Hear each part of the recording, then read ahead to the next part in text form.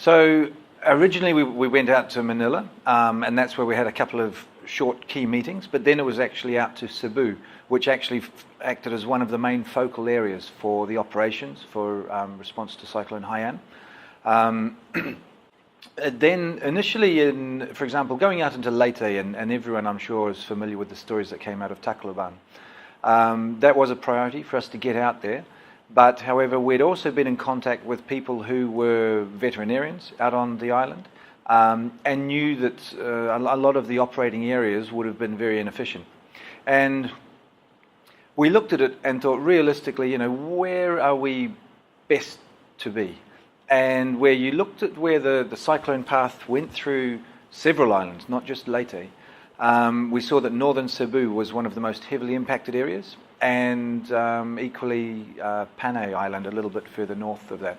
So our initial team went up to northern Cebu, and we focused on an area called Bantayan Island and around there. And they call it the egg basket of the Philippines. And when you have wind speeds of that magnitude ripping through, everything got destroyed. They lost over 4 million poultry, just as one idea alone. Well, the one relief was day one in Cebu was that the actual main city had been avoided of Cebu Island, as it were. So that was good. We had a good operating base to set up there. But really, when we drove up, and we'd see damage from as soon as 2.5 hours of driving north from Cebu. Initially, you start to see a bit of foliage damage. Then you see some minor structural damage to houses. And then really, when you get up into the main impact zone, everything's flattened. And our initial assessment saw lots of animals that were affected, but it was difficult to put it this way.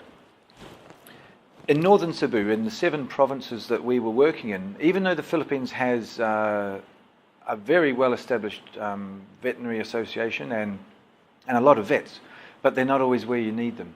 And in northern Cebu, there was one vet only working in that entire region for supporting 7 smaller districts. And so obviously we identified that veterinary support was a key element to our response.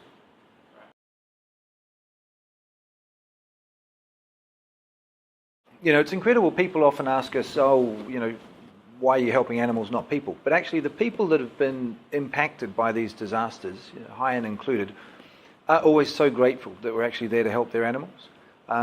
They get it.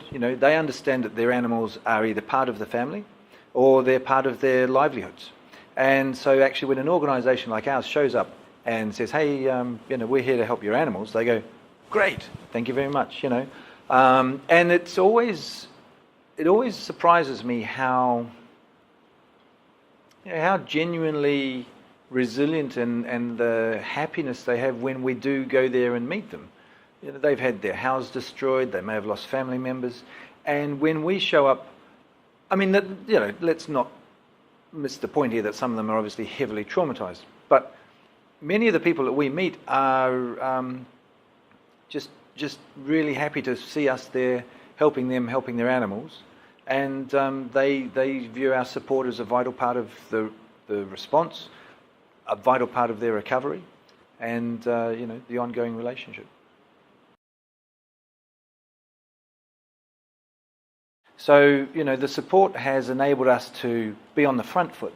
It's enabled us to have a team ready to go out the door, to be there to help animals immediately after the impact of any natural disaster. And the initial work for the rapid response, for us, yes, it's a critical part, and it's the part where we get to open doors to help animals in so many other ways that you might not otherwise get. And being there at that time is critical. So that's the first thing. But equally and probably even more important is the work that we do afterwards. Why did those animals die, so many of them? Where were the weak points? Where can we make things stronger, better for the next time? Because there will be a next time, and that's just the nature of climate change and all of those things that we see on the news all the time. So now, going into the longer term response, building the capacity, making the veterinarians the Philippines have more resources, better trained, better equipped to go out and do the rapid response and be aware so that they can actually help communities better prepare, so that, as we say to anyone anywhere in the world, if you own an animal, make a plan for those animals, because actually by making a plan for those animals, you'll be making a plan already for yourself and for your family. So you help your animals, have a plan for them, you'll be helping yourself.